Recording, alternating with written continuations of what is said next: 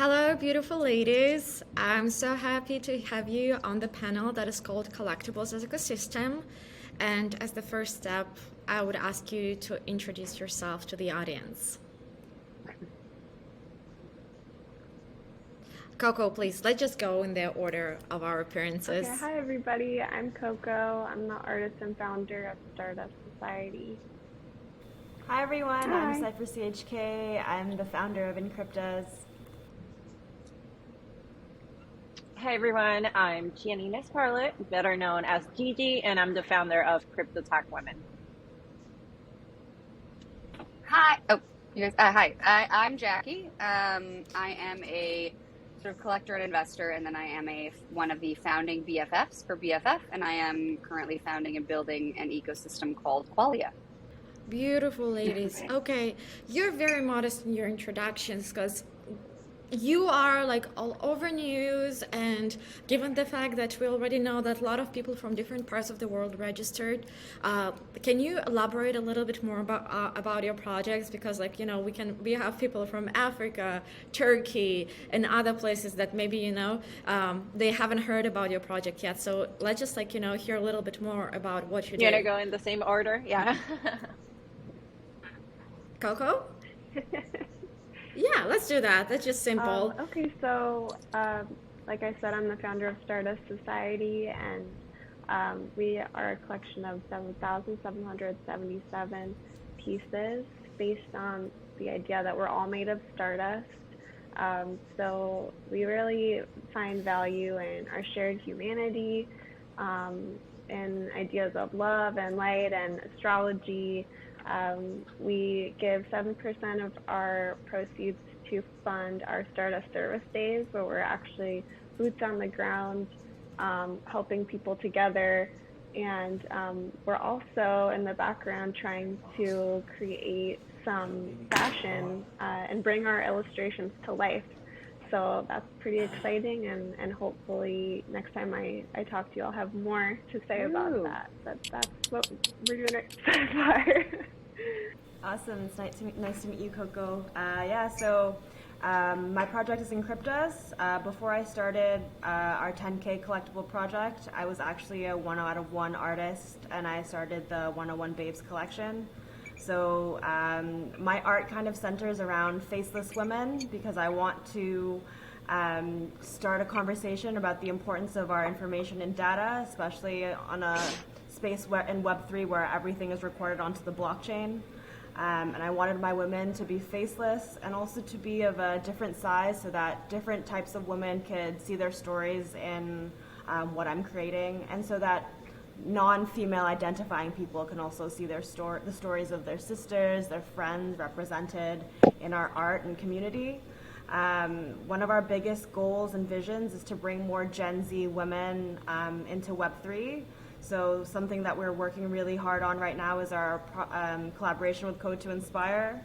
Our first Code to Inspire collection was the first NFTs created by 9 female students in Afghanistan.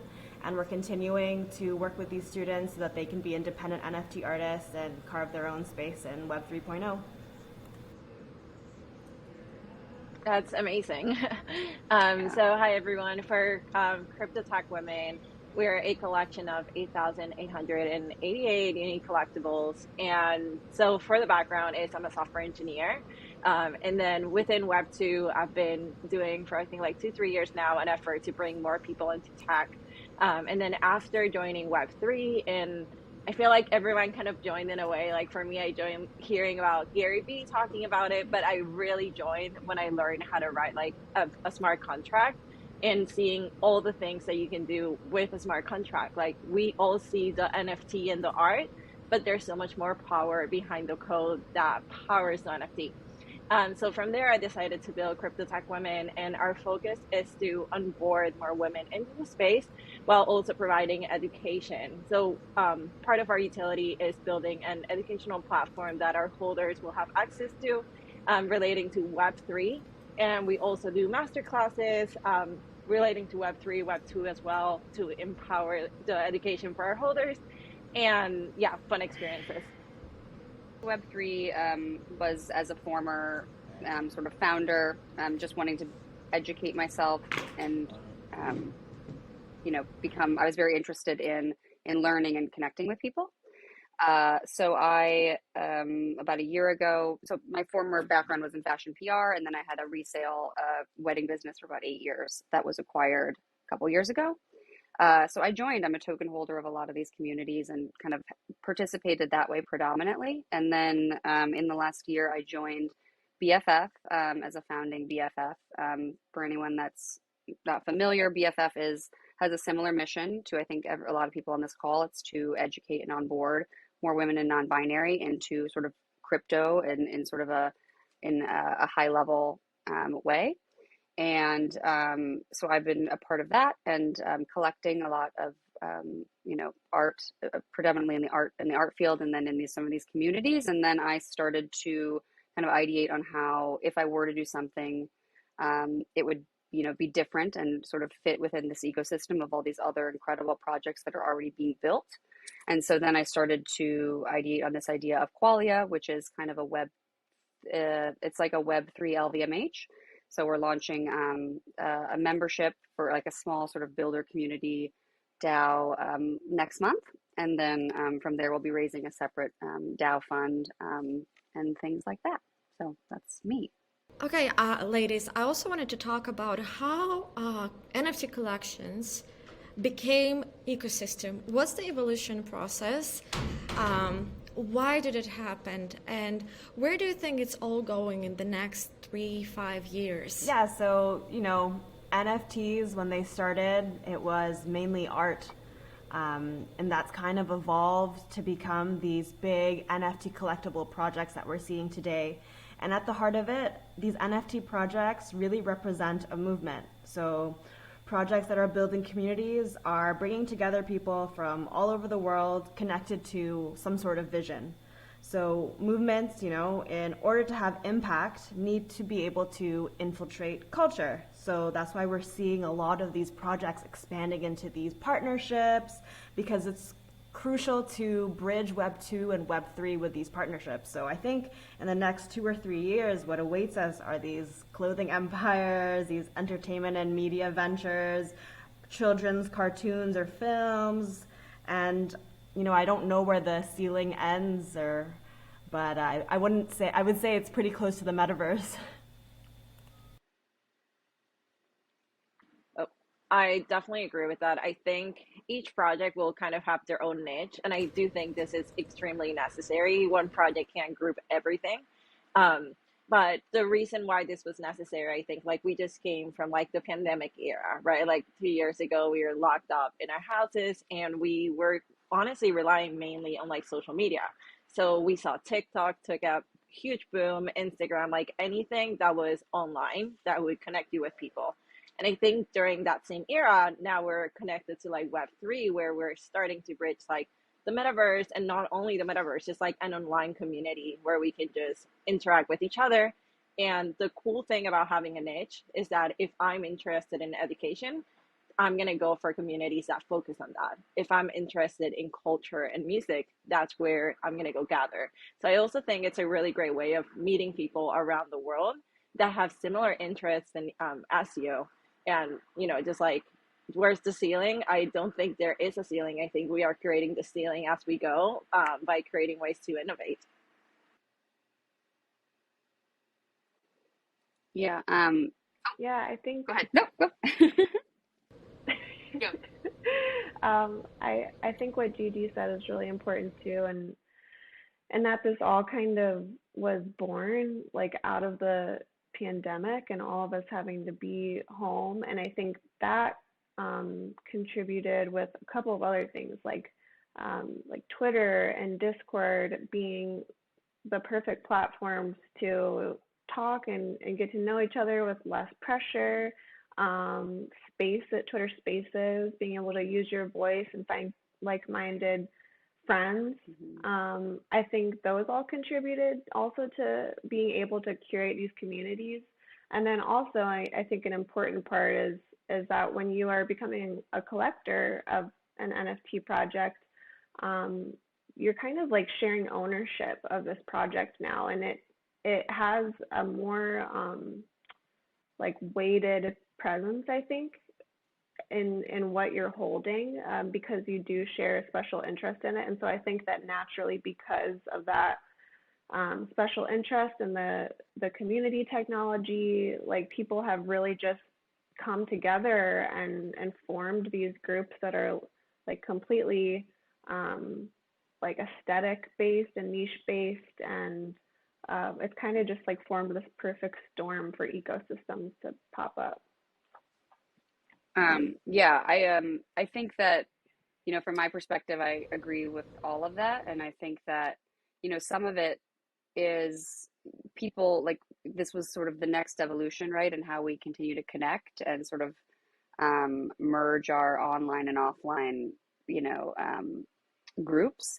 I think that the sort of the blockchain technology, the idea of an NFT and all the, the amazing things that that enables, um, also sort of just created a sort of storm as people, because of the pandemic, like you said, were, I think that just the acceleration of people being interested and taking the time to learn and maybe participate happened quicker. But the idea of people kind of coming together over shared causes and community, whatever that is, has existed. I think that because of the technology, and because of things like the pandemic, you just have seen this this much more weighted, like you were saying, example of that. Because with something like an NFT with a token, you do feel like you are participating in something in a more meaningful way than just maybe being in a fan club for a brand or something. And because things are being built foundationally from the community, there's this other like sort of less tangible thing where you do feel even more of an owner. You're sort of part of the ground floor rather than joining this pre-established thing and creating sub communities under a brand, which I think is really powerful. And I also think, coming from a little bit of the angel investing and stuff and crowdfunding and stuff, these are not all for sure securities and financial assets. A lot of them are truly collectibles, but there is this feeling of, there certainly is the tradability and, a way to value sort of that fandom, that community token in a new way because of how you can transact with them. That's it.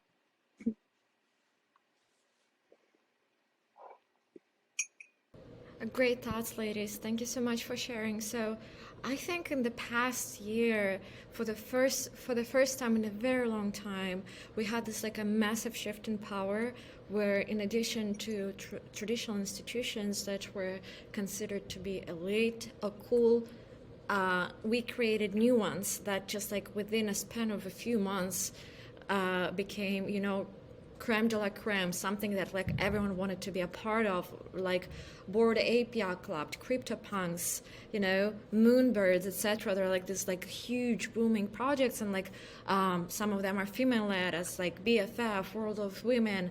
Now Stardust is coming to the stage, etc.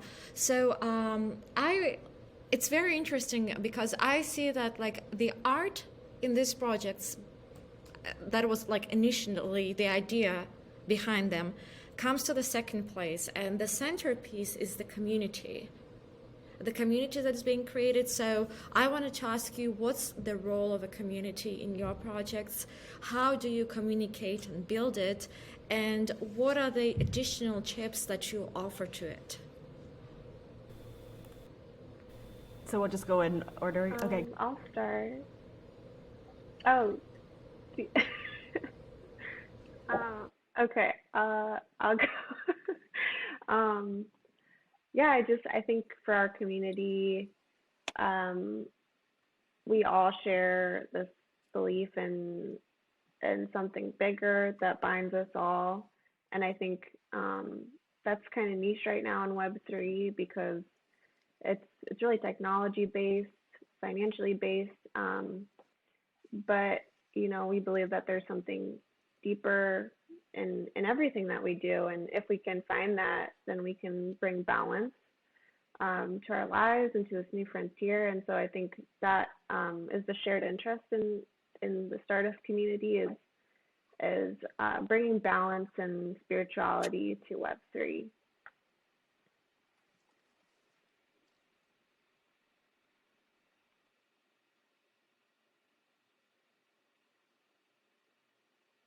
Are there any tools that you use to build your community? I guess it's like more of a practical question. And like, are there any perks that you give to your Yeah, NFT so holders? we have workshops that are holders only, and we have some people on the team. Chelsea is one that you might know if you're watching. She's a great leader in meditation and yoga. We have Jana Stern, who's an expert on astrology. So we hold these holders only workshops, and we hold Twitter spaces for our community to be able to learn and share about these things and how they relate to our Web3 journeys. Um, we're just getting started, so yeah, but that's what we have going so far.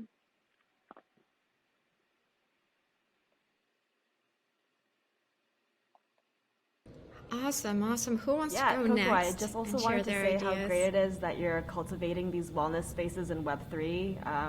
I think more and more, especially during a bear market, communities really need to take care of each other. So it's great to hear what you're doing. And just to answer the question that Layla earlier asked, I think the thing that binds ENCRYPTAS holders together is the story of our project. You know, like the avatar are faceless coder chicks saving the world through code and flowers. And we created this story because we wanted to encourage more women into crypto and Web3. And, so our holders are women, both established and emerging in Web3, and fathers of daughters who want to see them accepted in this space, and people who want to see more diverse representation in NFTs, and obviously more beyond that. But the heart of my project has always been art. So a lot of my holders first were interested in the one out of one pieces that I was creating before ENCRYPTAS. So now the art that I make is exclusive only to ENCRYPTAS holders. Other than the art, we allow our holders to have the chance to access courses. So we had some raffles to access an art course. One of them was by an awesome NFT artist by Lisa Odette. And I don't know if anyone knows. And also another coding course. It's really important for our community to feel like ENCRYPTAS is for them. So we hold contests and giveaways and raffles for NFTs that are just for our holders. And we also want to connect them to established and emerging female artists. So we have airdrops and giveaways for one out of one art from female artists in the space. And, we're working on other surprises as we go, and just excited to reward all these people that believe in ENCRYPTAS and what we're building.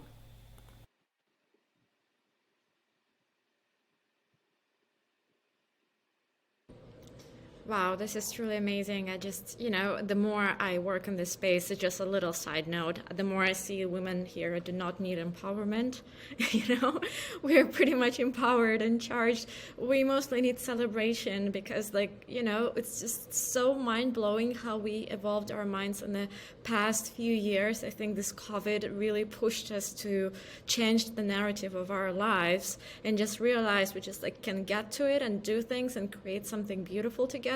So ladies, I just salute you for all the amazing things that you do, for educational projects that you share, for wellness and well-being projects that you create, because all of these are just the elements of a very happy, abundant life for our generations and for the future generations. So while we still have this topic of empowerment, I'm sure our daughters will never even use this word because they pretty much will be empowered already.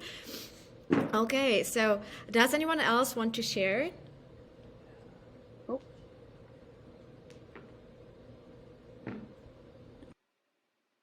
Oh, who's going? Oh, am I going? Oh, sorry. I guess I'll talk about what I'm working on with BFF and with Qualia. For BFF, it really is about really reaching, especially out to Web 2, and bringing more and more people, especially women and non-binary, into Web 3. and having a landing pad for them to, ask any type of question, having it be very, very, those early touch points. I think that when I started to poke around Web3 myself, and now that I kind of share it within my own personal communities, I get a lot of questions about like, where do I go or how do I start? And generally, the answer is always like, Google it or get into a Discord. And so there's not one way. And I think that's still true. But I think one of the things that BFF that is doing that's really great is creating sort of this body of knowledge, knowledge resources that are open to anyone, not just token holders, to kind of have and come and wherever they are in their journey, so that they can be less intimidating. And BFF also really wants to kind of create financial power. So one of the things that they did early when they sort of foundationally started the community was that they dropped these bracelets, and they were all free to anyone that signed up from their first event. And then, they shot up in value. And so I think that as a way to kind of enter the space and again, like build the type of community and try to create, these generally NFTs are not free. And so to create a starting point for people to enter into these ecosystems without having to have a bunch of ETH or whatever the blockchain is helpful. And so I think that that's really where BFF has done a great job, and they're doing a lot. I think some other people touched on it. A lot of it is also sort of these cross synergies and partnerships with other projects and communities to kind of create value and share what they're doing. For Qualia, we've been assembling this sort of leadership team that really crosses Web 2 and Web 3. So we have some great artists like Claire Silver, Olive Allen, that are, really Web 3 native artists. And then we have some really established Web 2 people. And so there's like this nice cross section, I think, of experience that we hope will sort of be foundational to how we build the community. And so we'll be having a small membership, a little bit kind of like a proof collective, I guess, next month, but it will be only by sort of application or referral. And then from there, we hope that sort of by curating the community in that way, they can really help us sort of build the projects. And as we raise the fund, which will be sort of the other aspect of Qualia, we hope that then, we're kind of incubating and investing in things born from the community.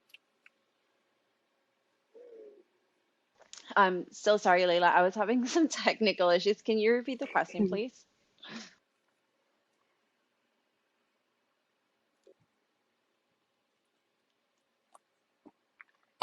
Been so blown away by all the answers that I almost forgot the question. But we were just chatting about the community. What role in your project community is playing, how you work with it, and what are these like additional Yeah, so I perks think that the you concept of give to community is it? very interesting and very unique for Web3, right? Like in Web2, you build a company, you have a product, and then your buyers, members, people that subscribe receive that product. The difference in Web3 is kind of like the way that projects are born. So when you create a project, you need a community first. It doesn't go the other way around. Where in Web2, you don't need a buyer to create a product because you are going to sell it after. In Web3, you need a community before you even decide they're going to drop something. And I think it's proven by seeing how some collections fail to kind of like achieve their goals because maybe they launched too early when they did not have that community formed. So going from there, I think like community is a vital part of every project because they are the people that are kind of like buying your art or whatever it is that you're selling. It doesn't have to be art, it could be music, NFTs, but those are the people that are kind of contributing to your ecosystem. So definitely your biggest advocates and whoever is going to represent you throughout your Web3 journey. So community is huge. For us, I think our community is what helps us understand our mission. We all have kind of a mission that we decide. And then as you grow with your project, you have to see, hey, like, is my community in line with this vision? Like, do they like it? What other things could I be doing for them? So I think like community is like the number one thing in Web3. And then from there, the things that we do for our community is kind of, I think like we've heard so much from like every lady here on it, but like for us, it's education is a main pillar. So going from like Twitter spaces that are educational, not only for our holders, but also to anyone out there that wants to learn more about Web3. For our holders, we have the educational platform that they will have access to, where we'll be tackling topics from coding to marketing to like new jobs now, like Discord management, Discord moderators. So kind of like not a niche, but going through different aspects of what we have now in Web3. Also master classes. So our master classes have ranged from educational, like what is crypto, to hey, learn how to build your own smart contract, and like just different topics that I think like it's needed to help the educational path of our holders. And then moving away from education, we also have like fun things, which I think like every project out there is also finding the way that they can integrate this. For NFT NYC, we had 2 events. One was more for networking and getting to meet each other. And then the last one we had was a boat party. So I think finding a way that you can use education as a pillar, but also fun experiences is vital.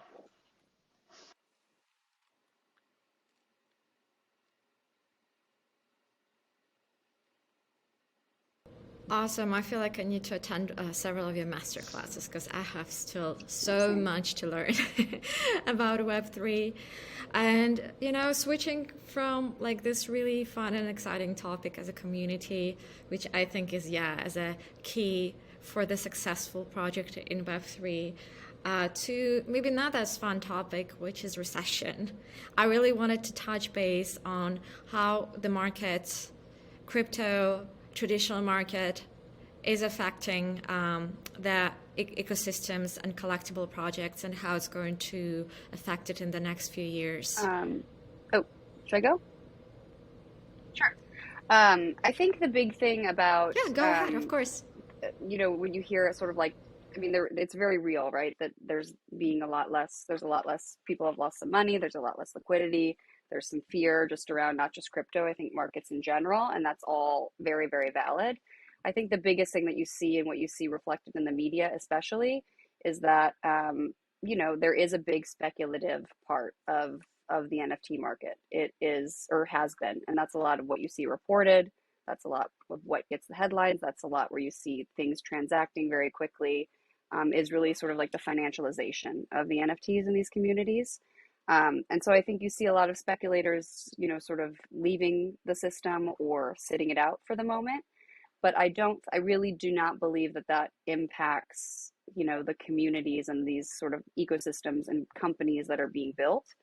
In Web 2, right, you have things like angel investing, and you have, to build any sort of company, whether it's a Web 3 company or not, takes time and effort and, showing up every day. And so projects like, and companies that we're talking about here that everyone's building, it's challenging to stay motivated, I think, especially when there's a very sort of negative narrative.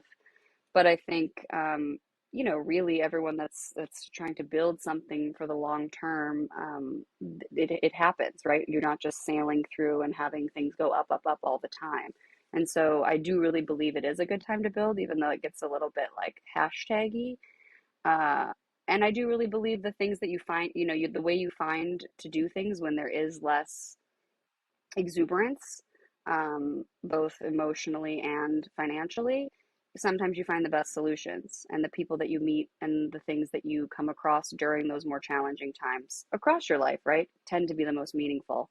And so people that are here and showing up and building right now are going to be the ones that are going to be leading the next chapters of this. And so it's disappointing and kind of can be challenging to stay motivated, but I think that ultimately, it's just the market. It's not really indicative of the strength of what's being built, I guess. Yeah, I was gonna say, I think that makes so much sense. And I also think it's like it's 2 things. So I think there are people that are motivated to build, but they don't have the liquidity, maybe because they launch in enough time where they weren't able to do the sales that they were aiming to do. So from there, I see like, okay, so how can I move forward? And I think that goes like back to like Web 2, Jackie, like you said, like angel investors trying to raise funds. So I do think right now, obviously, like is the best time to build, just because we are in sort of a down period. So for the next wave, you're still here, you're building, and you are kind of learning from your environment. And I think that's also super important. For me, I'm a Scrum Master, which means I really know like how you have to be agile and adapt to whatever circumstances. In my case, was like building software. And I think that applies to life right now. Like maybe when you started, it was a bear market, or sorry, it was a bull market. Right now we're in a bear market. So you have to see like, okay, what is happening around us and how could we kind of switch up and make sure that we are in a way like accommodating to what's happening. So I don't think a bear market is going to stop the space whatsoever, because there is a mission behind the things that we're building. And I don't think Web3 is going to go anywhere. So it's more about like seeing how do you adapt to the current time and make sure that you are here for the next bull run.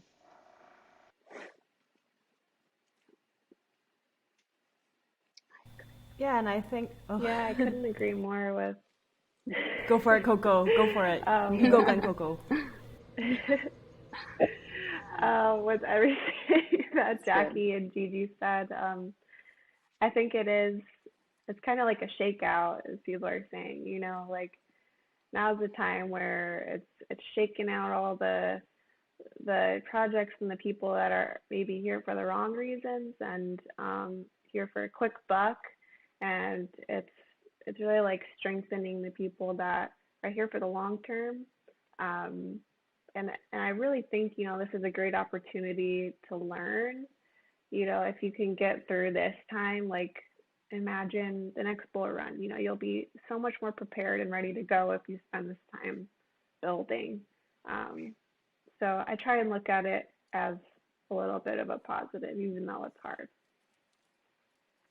I think I agree with what everyone said so far, and like just building upon that, trends tend to follow either like the trend of greed or the trend of fear.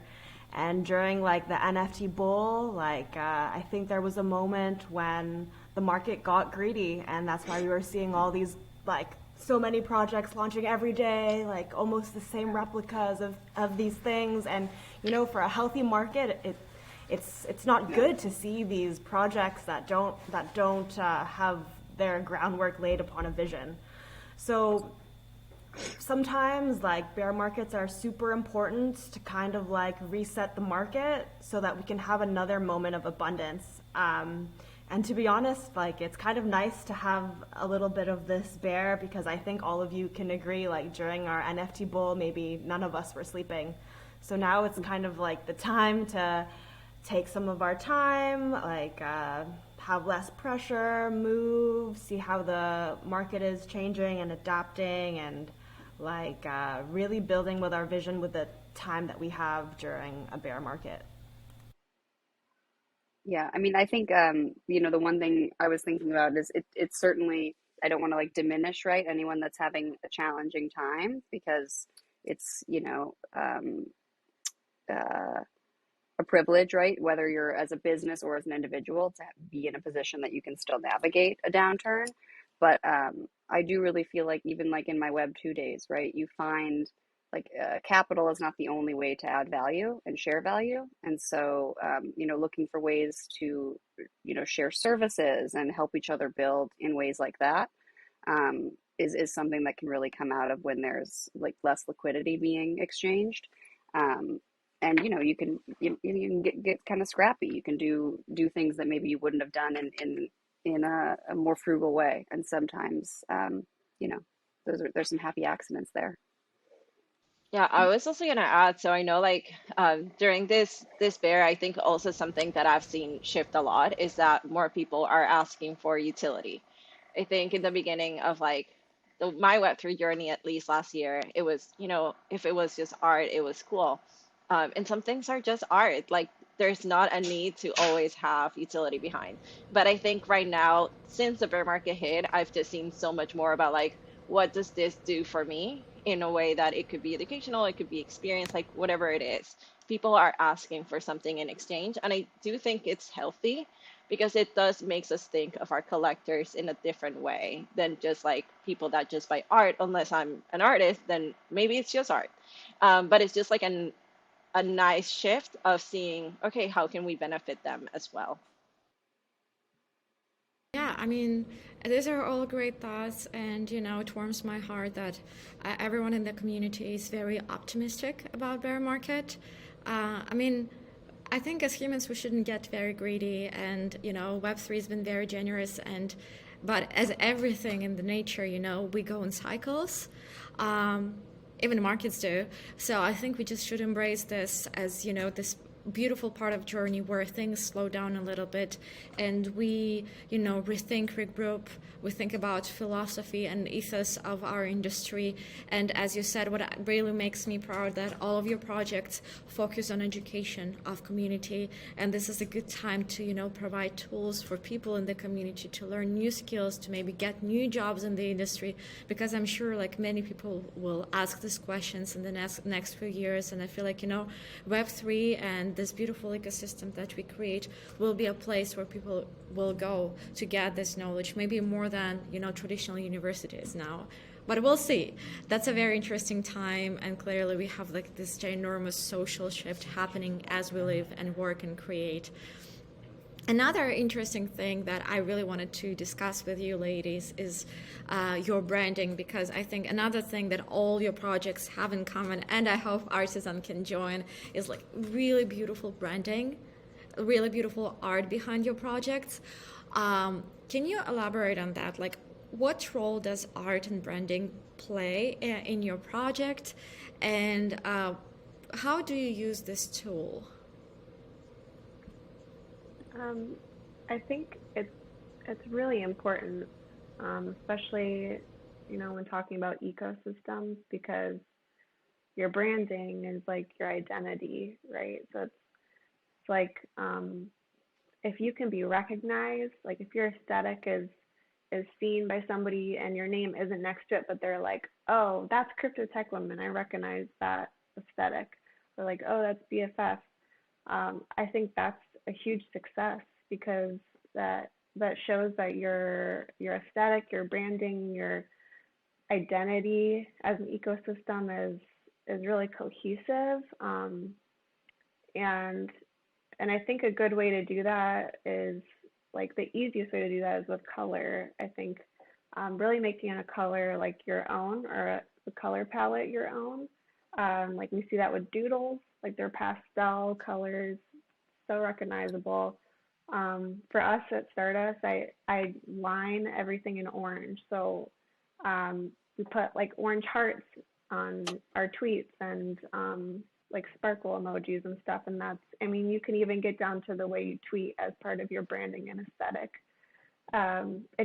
It goes on and on and on. You can really make anything your own. It's up to you and your self-expression, but I think it's one of the most fun parts of building an ecosystem, is just imagining what all the different aspects should look like, and how people can just know to recognize you.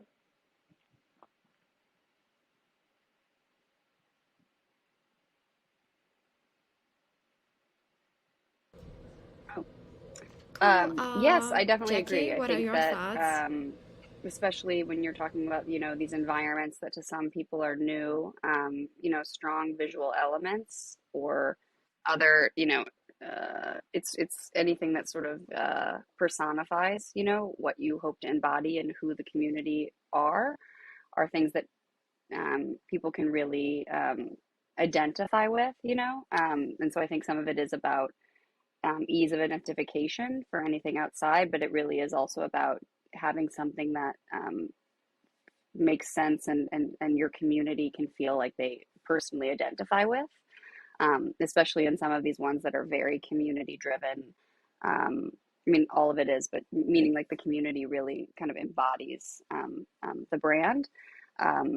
For Qualia, we're actually just finishing it before we do sort of our initial membership pass, and it's been an interesting journey because sort of the LVMH thing is that it kind of sits above sort of these projects and stuff that we'll be incubating and investing. And so we've been navigating how to have a strong brand, but one that doesn't visually articulate too strong of a style, so that we can, be more of a canvas for the artists and the projects that we incubate and invest in. And so in that instance, we're sort of trying to do something that's a little quieter but still recognizable. But anyway, I agree. I think that it's one of the most important ways to create sort of the texture of the texture of who you are and what your community is about.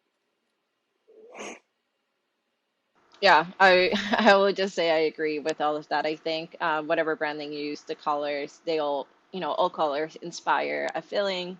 For us, with the colors we've chosen, it's about innovation. So innovation, and I think like that's unique for every brand. Like whatever it is that your project is doing, and whatever it is that you're hoping to inspire to your collectors or to the people that see what you're putting out there.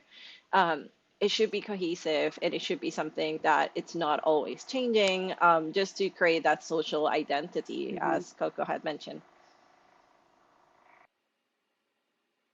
Yeah, and I think now more than ever, branding is really important for NFTs to reach beyond this niche network that we have.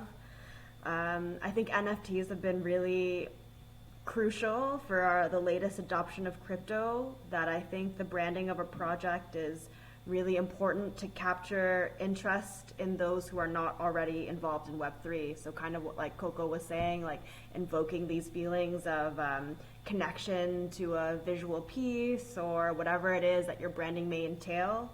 I think like especially during this bear market with all these projects that we have, what's really going to make a project stand out is the story that they're able to tell through their branding. For ENCRYPTAS, something that the story that we want to kind of tell is we want to encourage women to take up space in Web 3.0. So something distinct about ENCRYPTAS is the way that our avatars take up space in these like 4x4 squares, and we wanted to make sure that they're bright and colorful.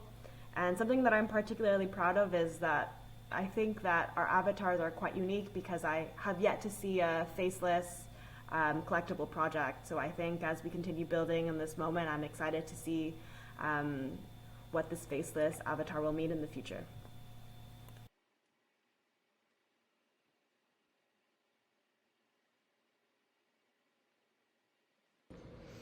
Well, I mean, these are all amazing points. That's like one of the things that I also sometimes notice and differentiate, like female-led and male-led projects, that I think women have this like very special touch of beauty to their projects, and they create really beautiful, delicate aesthetic and put a lot of philosophy and thinking into visual materials, as opposed to some male-run projects, like nonetheless very successful, as for example VFriends.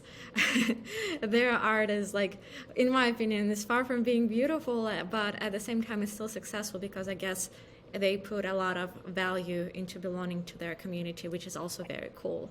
But I agree with you. Branding is like such a powerful tool, and I think it kind of extends our personalities and the personalities of all the people who join us and want to share the visions of the project. So thank you so much for putting so much work into creating this beautiful art. And my last question to sum up our panel is for all this aspiring people who want to step into the world of Web3 and create their own projects. What would be your advice to them? I think if someone were to, oh, sorry. No, no, no, go for it. Okay, thank you. I think if I were to offer any piece of advice to someone new to the space and who wanted to build an ecosystem for themselves, it would be to connect. So it would be to connect to fellow artists, connect to fellow creators, fellow devs, fellow NFT community members. Because when you're connecting with a community, you'll start to understand what it takes to be a builder or a leader of one. I think there's still so much to learn about NFTs and Web3, and it's really important to connect and grow. And right now, like NFTs are pretty niche and the network is quite small. So all these amazing resources and people are at your disposal. All these people are accessible right now, and um, it's I have a hard time imagining that we'll have this much accessibility with each other on Twitter as we will in 5 years when NFTs continue to grow and evolve. Yeah, I think for anyone out there who wants to join, the Web3 space, I think start with research. So I think you have to understand what you're getting into, which I can talk for myself. Like when I started Crypto Tech Women, I kind of had no idea that it was like this huge thing. It was like, oh yeah, I'm going to create a community and I'm going to have some art and I'm going to have some utility. And I think it was like a few weeks before my mint. So I started building in August and my mint was in February 26th. So for me, it was just so fun to be creating, and I have built communities before. So I did have that upper hand, and I was a content creator for like coding. So I did know how to do that part. But the part that no one told me is, hey, you're starting a business, you're starting a company. So I think for anyone out there, first start with research, understand what is Web3, what is the value that you can bring in, why do you want to be here? The whole dynamic of collectors and community versus being a business that provides a product. And then from there, once you dive into that and you say, yes, this is where I want to be, then find your mission statement. What is it that you're here to provide? Why should people care? And then from there, obviously, like build your social media and whatever else that you have to do, your website, your Discord. That's super important. Look for legal advice. Make sure that you're doing things correctly, that you're not exposing yourself to anything out there. I think like the legal piece of Web3, it's so important and something that most people don't talk about. So if you're here and you want to build, make sure that you are finding the correct team and like really understanding what it is that you're doing, just to make sure that you can be successful and that you have like no hiccups in the way of building the thing that you want to build. And if you don't want to be a builder, then be a learner. So find communities that you align with and that you enjoy, like the leadership team and what they're building, and go deep. Because I think the main part for builders or learners is finding a community that's right for you.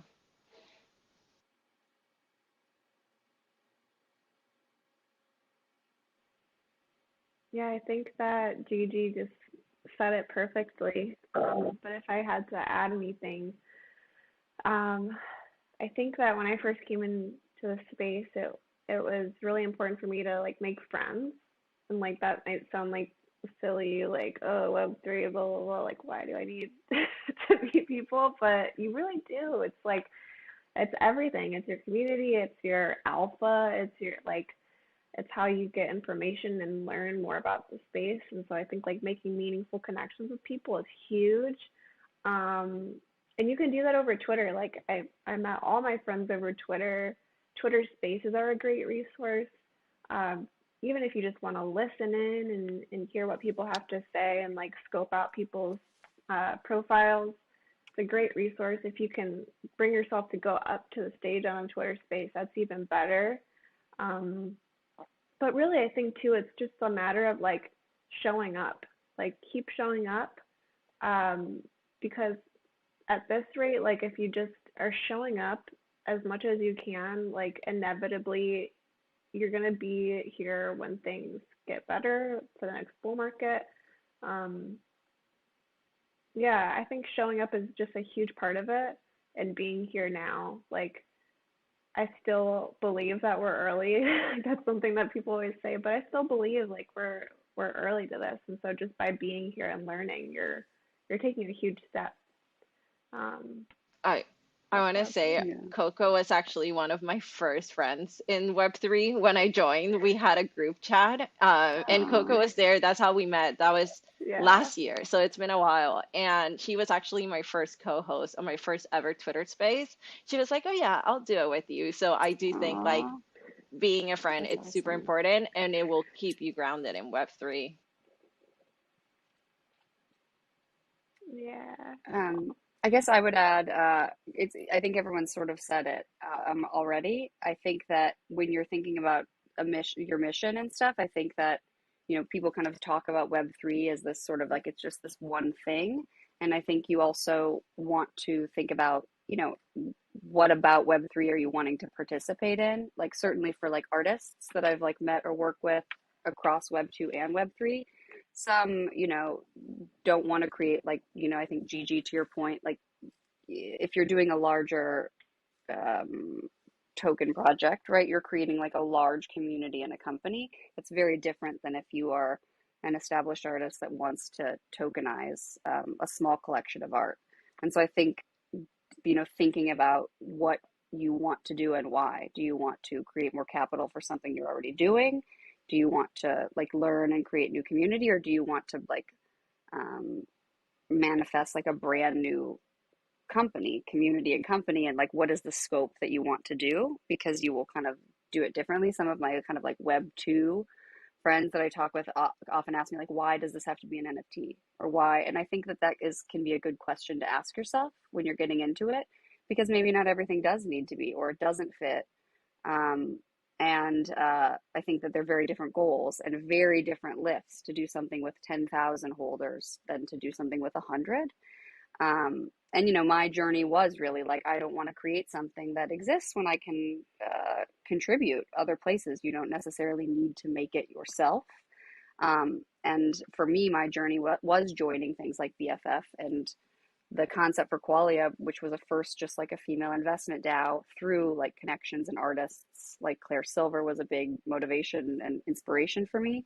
That really changed what I thought I would be building. And over the last like 9 months, it's sort of evolved to something that I never would have crafted myself without all of these influences of people that I've met in the space. So having an idea of the scope of what you want to do, and then connecting with people, because I think that you can join other teams, and also those can help inform what you're going to do in ways you might not expect.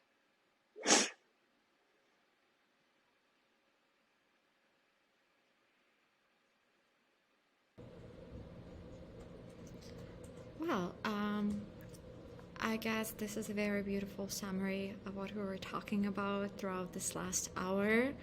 I would say it was a very productive conversation, and I really most sincerely want to salute you, beautiful, beautiful women, for doing an amazing projects in Web3. And of course, I want to encourage everyone, including you, not only think about what can you do, but more about what can we do, because I think one of the most beautiful things about Web3, and you will agree, is collaboration and partnerships, and the spirit of support of each other. And this conference, House of Muse, is a proof of it. So many beautiful, successful women participate, and this panel is a proof of it. So thank you so much for your time. Thank you for sharing your ideas. I hope you will stay in touch, and I really hope that our audience found it very useful, and feel free to ask any questions and have a very fruitful discussion in a hangout room. Thank you, Layla. Thank you, ladies. Thank you. Okay. Thank you. Thank you.